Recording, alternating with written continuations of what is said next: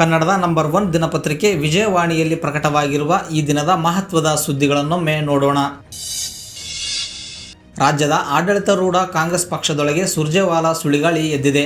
CM Siddaramaiah ಸಂಪುಟದ ಹಿರಿಯ ಸದಸ್ಯರು ಬಹಿರಂಗವಾಗಿ ಅಪಸ್ವರ ಎತ್ತಿದ್ದು, ಬಹುತೇಕ ಸಚಿವರು ಅಂತರ ಕಾಯ್ದುಕೊಂಡಿದ್ದಾರೆ.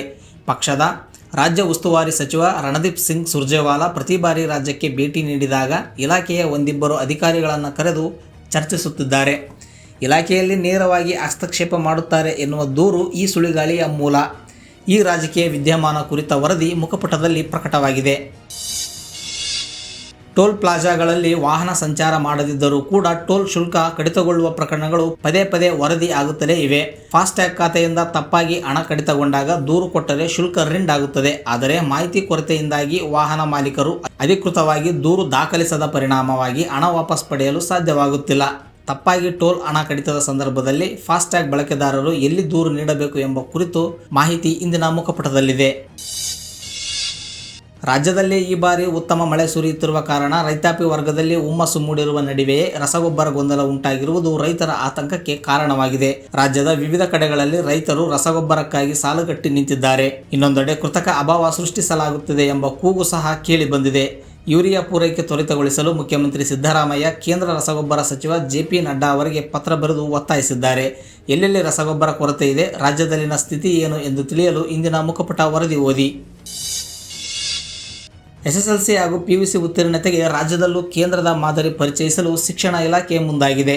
ಅಭ್ಯರ್ಥಿಗಳು ಪರೀಕ್ಷೆಯಲ್ಲಿ ಪಾಸಾಗಲು ಶೇಕಡಾ 33 ಅಂಕ ಸಾಕು ಎಂದು ಇಂದಿನ ನಿಯಮಗಳಿಗೆ ತಿದ್ದುಪಡಿ ಮಾಡಿದೆ.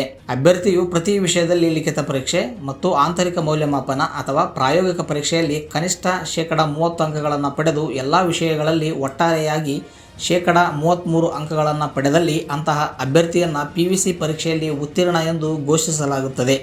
ವಿವರವಾದ ವರದಿ ಸಮಸ್ತ ಕರ್ನಾಟಕ ಪುಟದಲ್ಲಿದೆ.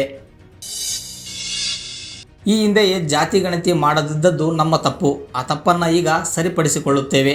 ತೆಲಂಗಾಣದಲ್ಲಿನ ಜಾತಿ ಸಮೀಕ್ಷೆಯ ರಾಜಕೀಯ ಭೂಕಂಪ ಸೃಷ್ಟಿಸಿದೆ ಎಂದು ರಾಹುಲ್ ಗಾಂಧಿ ಹೇಳಿದ್ದಾರೆ. ಒಬಿಸಿಗಳ ಭಾಗೀದಾರಿ ನ್ಯಾಯ ಸಮ್ಮೇಳನದಲ್ಲಿ ಮಾತನಾಡಿದ ರಾಹುಲ್ ಗಾಂಧಿ ಪ್ರಧಾನಿ ನರೇಂದ್ರ ಮೋದಿ ವಿರುದ್ಧ ವಾಗ್ದಾಳಿ ನಡೆಸಿದರು.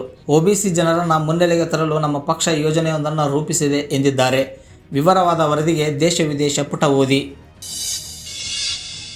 ಶಿವಮೊಗ್ಗ ಹಾಗೂ ಉತ್ತರ ಕರ್ನಾಟಕ ಭಾಗದ ಕೆಲ ಜಿಲ್ಲೆಗಳಲ್ಲಿ ಮಳೆ ಆರ್ಭಟ ಜೋರಾಗಿದ್ದು, ಹೊನ್ನಾವರ ತಾಲೂಕು ಅನಂತವಾಡಿ ಮಾಡಕೇರಿ ಬಳಿ ಶುಕ್ರವಾರ ಕೂಲಿ ಕಾರ್ಮಿಕರೊಬ್ಬ ಕೊಚ್ಚಿ ಹೋಗಿದ್ದಾನೆ.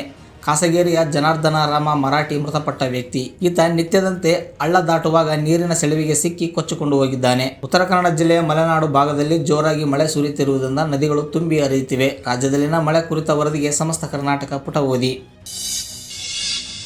ಸಂಸತ್ತಿನ ಮುಂಗಾರು ಅಧಿವೇಶನ ಆರಂಭವಾಗಿ 1 ವಾರ ಕಳೆದಿದ್ದರೂ ಉಭಯ ಸದನಗಳಲ್ಲಿ ಸುಗಮ ಕಲಾಪ ನಡೆದಿಲ್ಲ.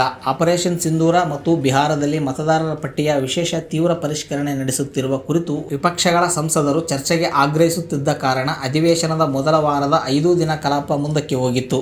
ಈ ಹಿನ್ನೆಲೆಯಲ್ಲಿ ಲೋಕಸಭೆ ಸ್ಪೀಕರ್ ಓಂ ಬಿರ್ಲಾ ನೇತೃತ್ವದಲ್ಲಿ ವಿಪಕ್ಷಗಳ ನಾಯಕರೊಂದಿಗೆ ಸಭೆ ಕರೆದಿದ್ದು, ವಿಪಕ್ಷ ನಾಯಕರು ಕದನ ವಿರಾಮಕ್ಕೆ ಒಪ್ಪಿಗೆ ನೀಡಿದ್ದಾರೆ. ಸಂಸತ್ ಕುರಿತ ಮತ್ತಷ್ಟು ವರದಿಗೆ ದೇಶ ವಿದೇಶ ಪುಟ ನೋಡಿ. ಕಾರ್ಗಿಲ್ ವಿಜಯ ದಿನಕ್ಕೆ 26ನೇ ವರ್ಷದ ಸಂಭ್ರಮ. ಭಾರತೀಯ ಸೇನೆಯ ಶೌರ್ಯ, ಸಾಹಸಗಾಥೆ ಎಂದಿಗೂ ಪ್ರೇರಣಾದಾಯ. ಭಾರತದ ವೀರ ಯೋಧರ ತ್ಯಾಗ ಮತ್ತು ಬಲಿದಾನವನ್ನು ಸ್ಮರಿಸುವ ಜೊತೆಗೆ ಪಾಕಿಸ್ತಾನದ ವಿರುದ್ಧ ಭಾರತ ವಿಜಯ ಸಾಧಿಸಿದ ಸಂಭ್ರಮವನ್ನು ಆಚರಿಸುವ ಕ್ಷಣವೂ ಹೌದು. ರಾಷ್ಟ್ರಭಕ್ತಿ ಭಾವೈಕ್ಯತೆಯನ್ನು ಜಾಗೃತಗೊಳಿಸಿದ ಕಾರ್ಗಿಲ್ ಯುದ್ಧ ದೇಶದ ಮೊದಲು ಎಂಬ ಉತ್ತಾದ ಭಾವಕ್ಕೆ ಜೀವ ತುಂಬಿತು. ಇಂಥ ಕಾರ್ಗಿಲ್ ಪ್ರದೇಶ ಈಗ ಸಾಕಷ್ಟು ಬದಲಾಗಿದೆ. ಅಭಿವೃದ್ಧಿಯ ಹೊಳಪು ಕಾಣುತ್ತಿದೆ. ಕೆಲ ಸಮಸ್ಯೆಗಳು ಇವೆ. ಈ ಕುರಿತಾದ ಮಾಹಿತಿ ಚಿಂತನಾ ಪುಟದಲ್ಲಿದೆ. ಇವಿಷ್ಟೇ ಅಲ್ಲ, ಮುಂಜಾನೆ ಮಾತು, ಅಂತರಂಗ, ಭವಿಷ್ಯ, ಮನೋವಿಕಾಸ ಕಾಲಂಗಳು, ಕ್ರೀಡೆ, ಸಿನಿಮಾ, ದೇಶ ವಿದೇಶಗಳ ಭರಪೂರ ಸುದ್ದಿ ವಿಶೇಷಗಳಿಗಾಗಿ ವಿಜಯವಾಣಿ ಓದಿ.